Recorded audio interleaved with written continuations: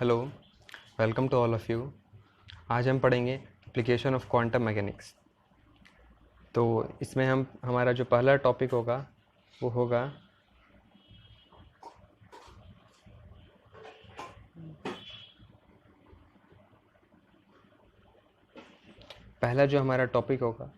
Particle in a one D box. Particle in a one D box, इसको हम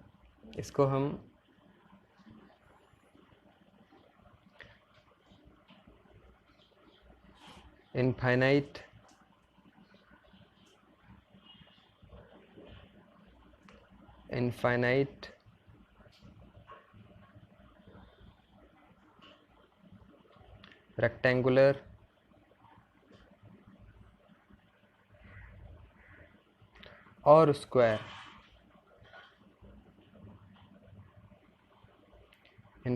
rectangular और square potential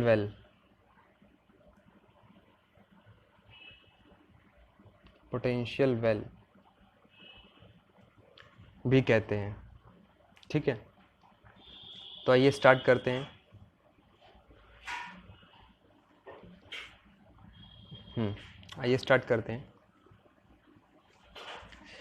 देखिए, इसमें सिचुएशन कुछ इस तरीके से है कि हमारे पास एक बॉक्स है, इस तरीके का एक रेक्टेंगुलर भी हो सकता है और स्क्वायर भी हो सकता है। इस तरीके से एक बॉक्स है जिसकी लेंथ हमने L ली हुई है और हमने इसके अंदर एक पार्टिकल को लिया हुआ है। ये कोई पार्टिकल है, इसका मास m है, इसकी वेलोसिटी हम v लेते हैं, इसका मोमेंटम हम p ले लेते हैं, लीनियर मोमेंटम, और इसकी एनर्जी को हम E ले लेते हैं। ठीक है, तो ये पार्टिकल जो है वो इस बॉक्स के अंदर बंद है और इसके अंदर ये फ्री पार्टिकल है और ये इसके अंदर कहीं भी मूव कर सकता है, लेकिन ये इस बॉक्स के बाहर नहीं जा सकता है। ठीक है, तो अब हम इसमें क्या करेंगे, अगर हम एनर्जी की बात करते हैं इस पार्टिकल की क्लासिकली, तो क्लासिकल मैकेनिक्स ये कहती है कि पार्टिकल की एनर्जी कंटिन्यूस होगी। That means it can take any value from 0 to infinity। ठीक है, लेकिन क्वांटम मैकेनिक्स कुछ अलग कहती है। तो क्वांटम मैकेनिक्स क्या कहती है, आज हम वो देखने वाले हैं। तो आइए स्टार्ट करते हैं। तो सिचुएशन यहाँ पर कुछ ऐसी है कि एक बॉक्स है हमारे पास जिसकी लेंथ L है और उसके अंदर एक पार्टिकल है जिसका मास m है, वेलोसिटी b है, मोमेंटम p है, एनर्जी E है, वो इसके अंदर बंद है। ठीक है, और वो इसकी दीवारों को तोड़ करके बाहर नहीं जा सकता है। तो अब इस सिचुएशन को हम क्लासिकली तो अगर हम देखें तो एनर्जी कुछ भी हो सकती है, बट क्वांटम मैकेनिकली क्या होगा वो हम देखने वाले हैं। तो आइए स्टार्ट करते हैं।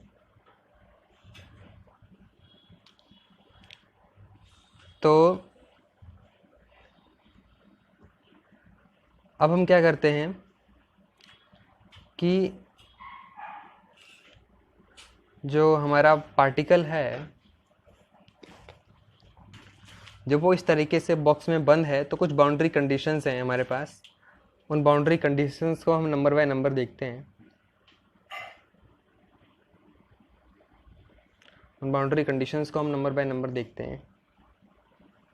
तो हमारी पहली बाउंड्री कंडीशन ये है कि जो बॉक्स की बॉल्स हैं वो रिजिड हैं एंड इलास्टिक हैं।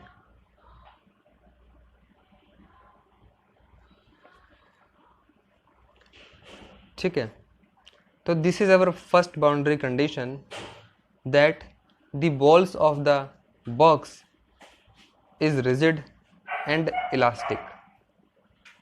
मतलब क्या है इसका? इसका मतलब ये है कि अगर हमारा जो पार्टिकल है वो बॉक्स के अंदर बंद है और वो फ्रीली मूव कर रहा है, तो वो जब वॉल से टकराएगा, जब वो कोलिजन करेगा, तो जब वो बॉल से टकराएगा, जब वो देन वो रिबाउंस होगा। और जनरली हम देखते हैं कि जो रियल लाइफ में जो कोलिजन्स होते हैं उसमें एनर्जी लॉस होती है, पार्टिकल की एनर्जी चेंज हो जानी चाहिए, बट लेकिन हम यहाँ पर हमने बोला हुआ है कि बॉल्स रिजिड हैं एंड इलास्टिक है, परफेक्टली इलास्टिक है, तो दैट मीन्स कि वो पार्टिकल रिबाउंस करेगा without losing it's energy. So I can say that it's energy remains constant. अब हम देखते हैं second boundary condition. Second boundary condition क्या है? सेकंड बाउंड्री कंडीशन है कि जो बॉक्स की बॉल्स हैं वो नॉन पेनिट्रेबल हैं, नॉन पेनिट्रेबल है।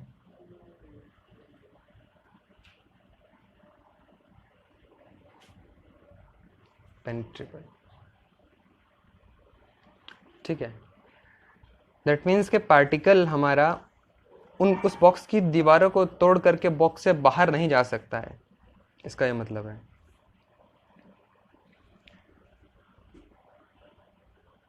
दैट मीन्स के अगर उसके लिए अगर हम पोटेंशियल के टर्म्स में देखें तो पोटेंशियल इनफाइनाइट है उसके लिए at the wall of the box, और उसके आउटसाइड जो पोटेंशियल की वैल्यू है वो इनफाइनाइट है पार्टिकल के लिए, लेकिन बॉक्स के अंदर वो फ्री है तो उसके लिए वहाँ पर ज़ीरो है।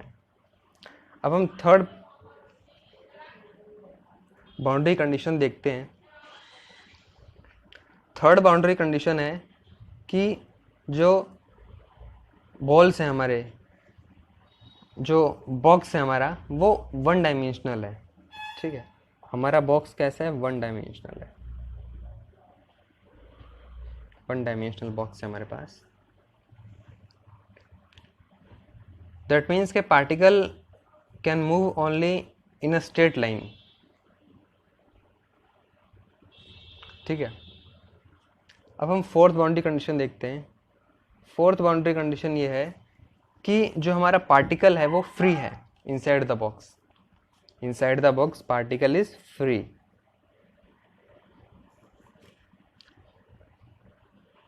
दैट मीन्स के पार्टिकल पर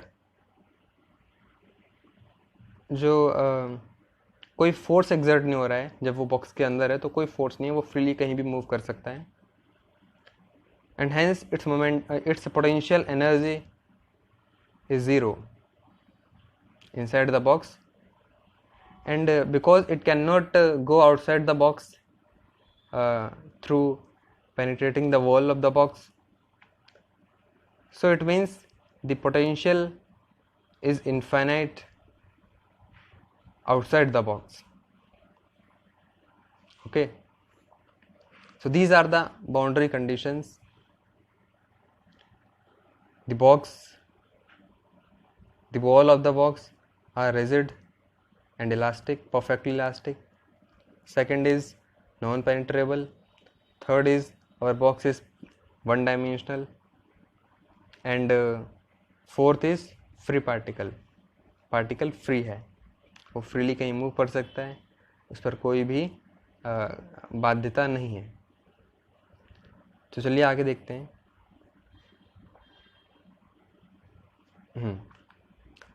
तो अब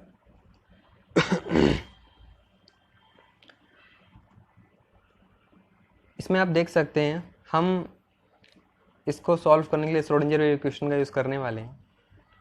श्रोडिंगर जो इक्वेशन है वो बेसिकली दो टाइप की होती हैं, टाइम डिपेंडेंट और टाइम इंडिपेंडेंट। तो यहाँ पर हम देख सकते हैं कि हमारा जो पार्टिकल है उसका जो पोटेंशियल फंक्शन है वो टाइम इंडिपेंडेंट है, वो टाइम के साथ में नहीं बदलने वाला है। पार्टिकल बॉक्स के अंदर बंद है और वो अगर जितने भी समय के लिए हम उसको बंद रखते हैं, 1 दिन 2 दिन 10 दिन 1 साल 10 साल, तो उसकी जो पोटेंशियल एनर्जी है वो नहीं बदलने वाली, वो कांस्टेंट रहेगी। तो दैट मीन्स के its potential is not a function of time, so that's why हम श्रोडिंजर्स टाइम इंडिपेंडेंट इक्वेशन का यूज़ करने वाले हैं। सो क्या होती है, मैं यहाँ पे लिखता हूँ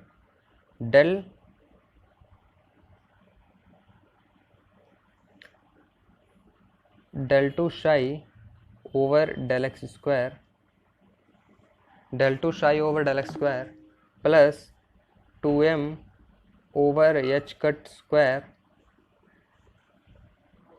e minus V into psi, ये इसके इंटू में है, ये इसके इंटू में है। एक मिनट,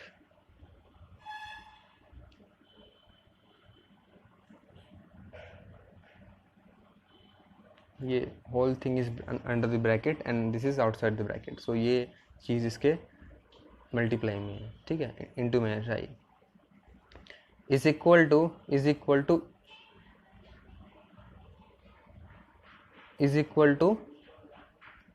ई शाई। तो ये जो है हमारे पास श्रोडिंजर, सॉरी यहाँ पर 0 आएगा इक्वल टू में,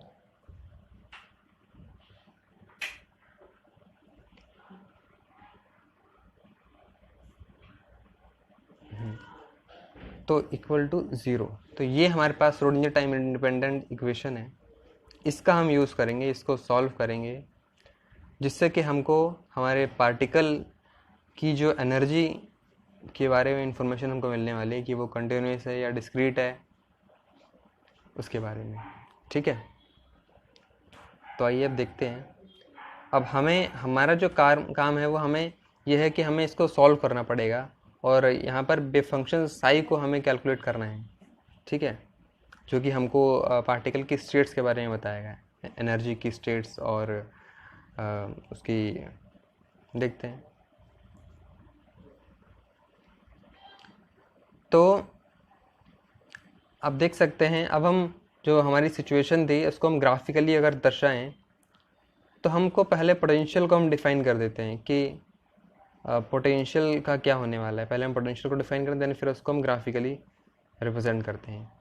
तो अगर हम पोटेंशियल की बात करते हैं, तो अगर हमारा बॉक्स जो बॉक्स है हमारा, वो बॉक्स के अंदर है, पार्टिकल हमारा बॉक्स के अंदर है, तो वहाँ पर तो पार्टिकल फ्री है, दैट मीन्स पर कोई फोर्स नहीं लग रहा है, दैट मीन्स के its potential energy must be equal to 0। So inside the box तो पार्टिकल की जो पोटेंशियल एनर्जी है वो तो 0 है, but outside the box both side it is infinite. So if the length of our box is L, like this is एक minute, इसको graphically दिखा देते हैं। पहले पोटेंशियल को डिफाइन करते हैं। तो पोटेंशियल जो कि x का फंक्शन है bx इज इक्वल टू 0 है for x less than L and greater than 0 के लिए, but bx is equal to infinity है फॉर x लेस देन 0 के लिए, लेस देन इक्वल टू 0 के लिए, and x greater than is equal to L के लिए। तो इस तरीके से हम पोटेंशियल को डिफाइन करते हैं अपने पार्टिकल के लिए, जो कि एक बॉक्स में बंद है, फ्री पार्टिकल है। तो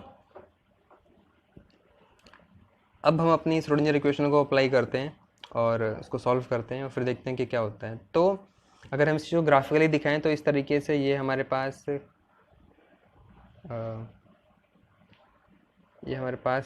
एक्स एक्सिस है, and this is x is equal to 0 and this is let's say x is equal to L। तो यहाँ पर x is equal to 0 पर पोटेंशियल की जो वैल्यू है वो इन्फिनिट है। And x is equal to L, particle की पोटेंशियल की वैल्यू इन्फिनिटी है। ठीक है, तो इस रीजन में, इस अंदर, इस x is equal to 0 to x is equal to L वाले रीजन में पोटेंशियल एनर्जी 0 है, यहाँ पर 0 है। But x is equal to 0 और उससे बाहर x is equal to L and उससे आगे पोटेंशियल एनर्जी इन्फिनिटी है। तो यहाँ पर पोटेंशियल इन्फिनिट है, यहाँ पर पोटेंशियल इन्फिनिट है, यहाँ पर पोटेंशियल 0 है। ठीक है, तो आइए आगे देखते हैं।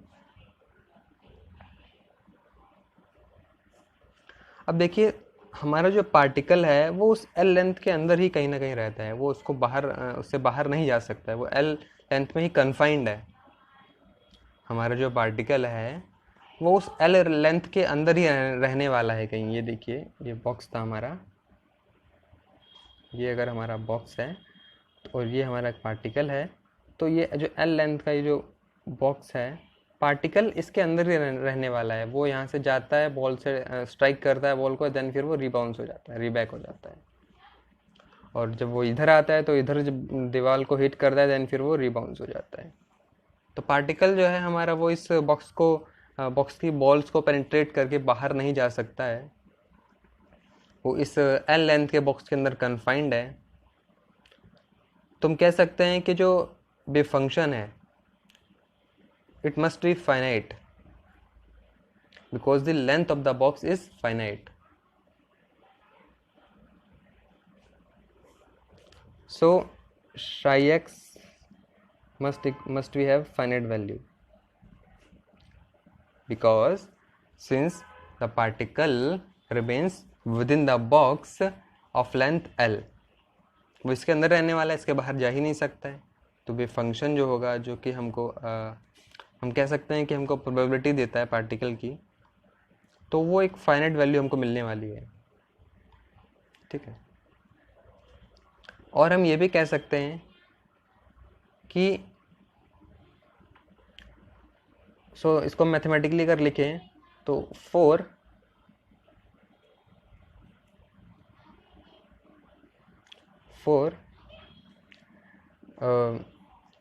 x greater than 0 and less than L वाले रीजन के लिए अगर हम देखें तो साई x के पास एक फाइनाइट वैल्यू है, फाइनाइट वैल्यू है। लेकिन अगर हम बात करें for the region x greater than is equal to L and x less than is equal to 0 वाले रीजन के लिए, तो जो हमारा साई x है उसकी वैल्यू इन्फिनिटी, सॉरी,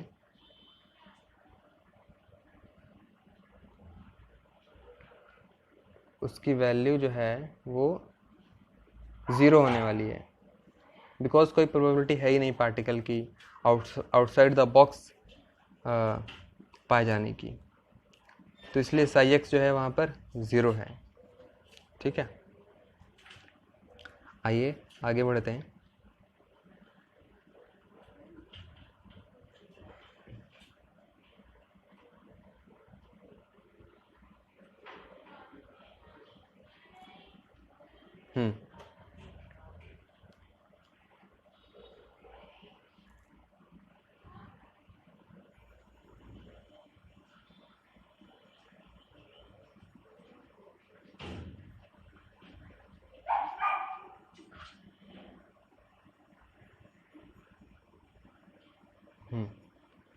तो अब हम क्या करते हैं, पार्टिकल की एनर्जी को डिफाइन करते हैं। हम जानते हैं E इज इक्वल टू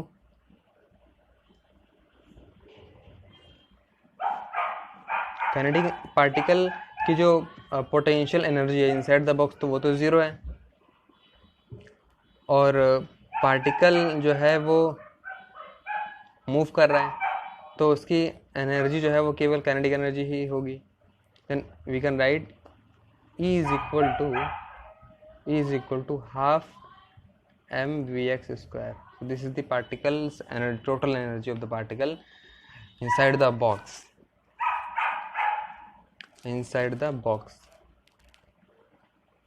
और यहाँ से हम इसको लिख सकते हैं P x square by 2m ई। और यहाँ से फिर हम इसको जो है एनर्जी को हमने डिफाइन कर दिया है।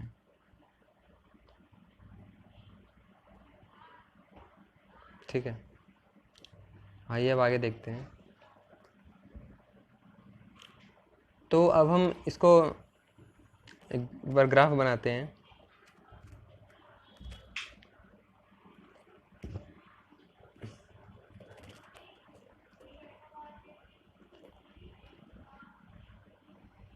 This is x is equal to L, और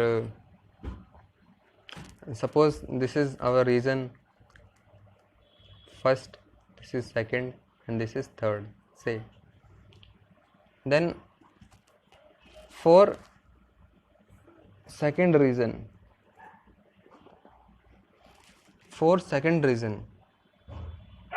अगर हम बात करते हैं तो पोटेंशियल एनर्जी जीरो है, पार्टिकल की पोटेंशियल एनर्जी जीरो है। Then Schrodinger wave equation takes the form which is del 2 psi over del x square plus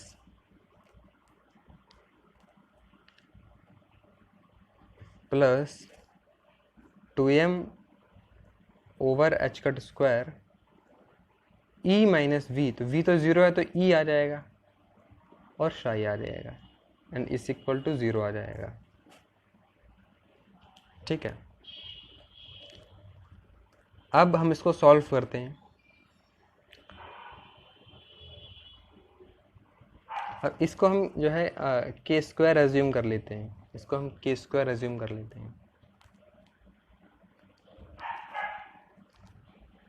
के स्क्वायर एज्यूम किया हमने।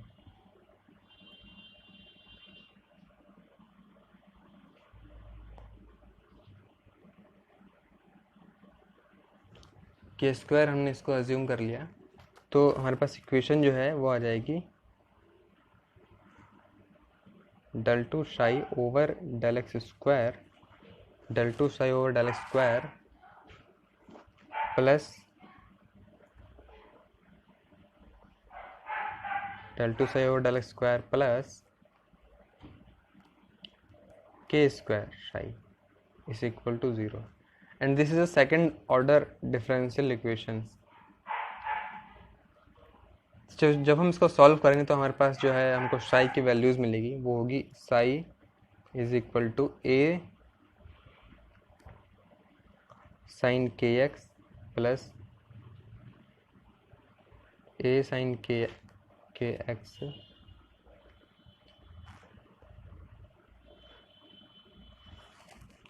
ए sine k x plus B cos k x. तो इसको जब हम सॉल्व करेंगे तो हमको ये मिलने वाला है। अब where A and B are arbitrary constant, जिसको कि हमें सॉल्व करना है बस। तो अब यहाँ पर देखिए हमारा जो बाउंड्री कंडीशंस को हम अप्लाई करते हैं to find the value of a and b, which is psi x is equal to 0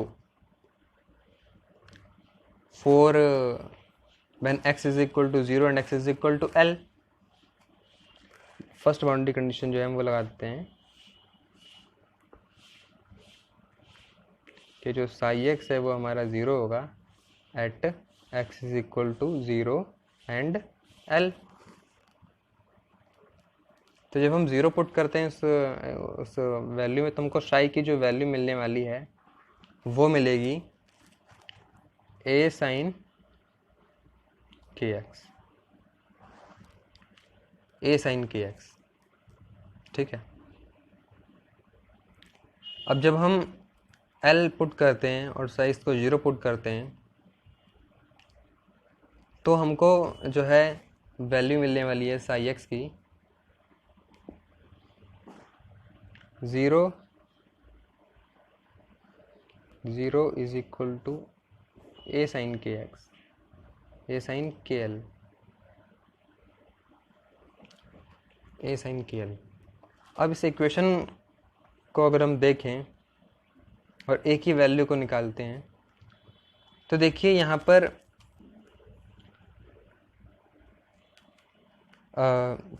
के ज़ीरो नहीं हो सकता है, does not equal to 0. L is length of the box, it's not equal to 0. And A is cannot be equal to 0 because if A is equal to 0 then our wave function becomes 0. That means के particle box के अंदर है ही नहीं, तो ऐसा तो है ही नहीं सिचुएशन, तो इसलिए A does not equal to 0.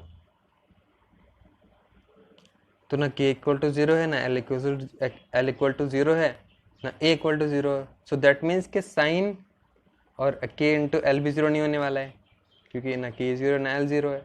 So that means के साइन के एल को 0 होना पड़ेगा इसको 0 होने के लिए.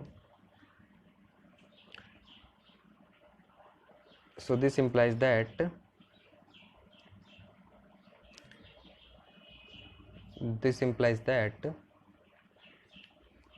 साइन के इंटू एल को क्या होना पड़ेगा, 0 होना पड़ेगा. ठीक है. तो यहाँ से जब हम के एल की वैल्यू निकालेंगे तो हमको मिलने वाली है 0, 1,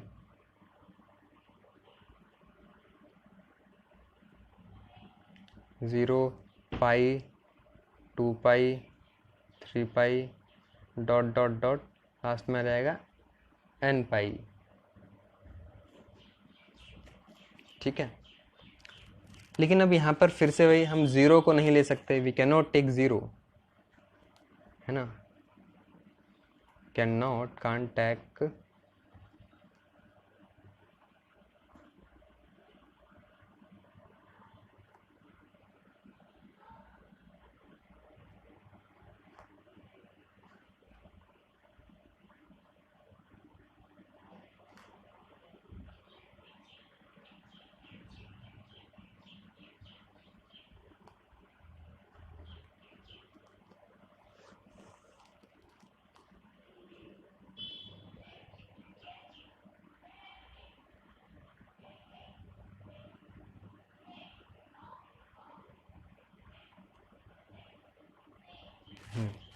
तो के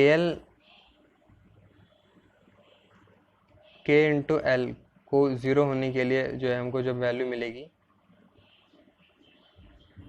तो वो मिलेगी 0, 1, 2 dot dot dot up to n pi.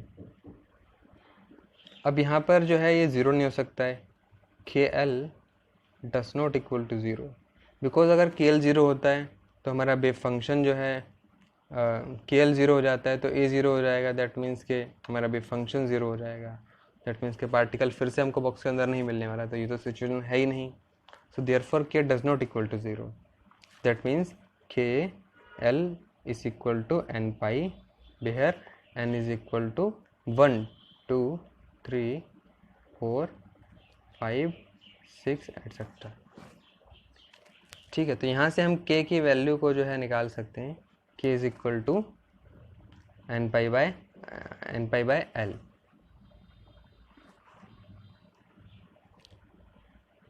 k is equal to n pi by l. So this is our value of k. Okay. Now we further move and try to find out the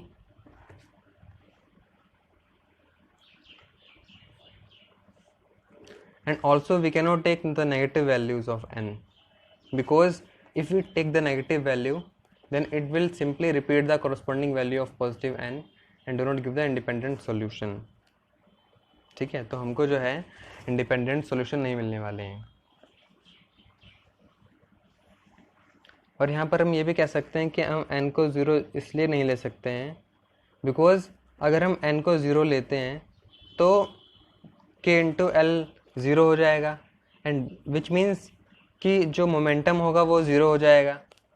और अगर momentum zero होता है तो which implies that kinetic energy zero, that means के particle is remain at rest for infinite time inside the box, but it is not the case. So that's why we cannot take the value n is equal to 0. So now we get the value of wave function psi, which is equal to psi is equal to a sine of n pi by l x. This is our wave function. Now a क्या होने वाला है, हमको अभी a find out करना है. What is a? So now we use the normalization condition to valued the a. What is normalization condition? This says that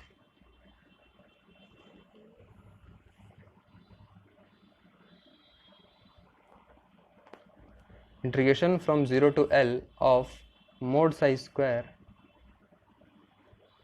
dx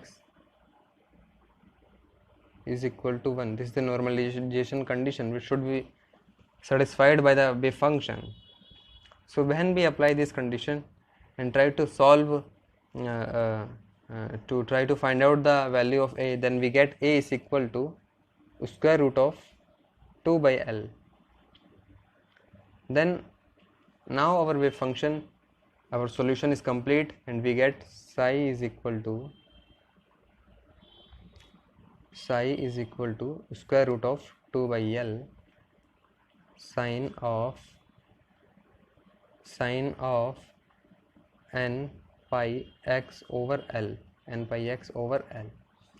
So हम इसको जनरलाइज कर सकते हैं n टर्म्स के लिए, n psi n is equal to इस तरीके से. तो ये जो है हमारे पास हमारा वेव फंक्शन आता है, इसको हम बोलते हैं state equation. This is the state equation, and we can find out the energy eigenvalue from here also, and the energy eigenvalue is given by, we can easily find out the energy eigenvalue.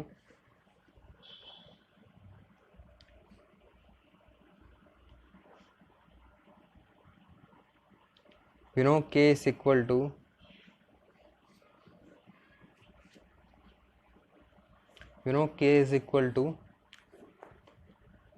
kn is equal to n pi by l, and we also know k is equal to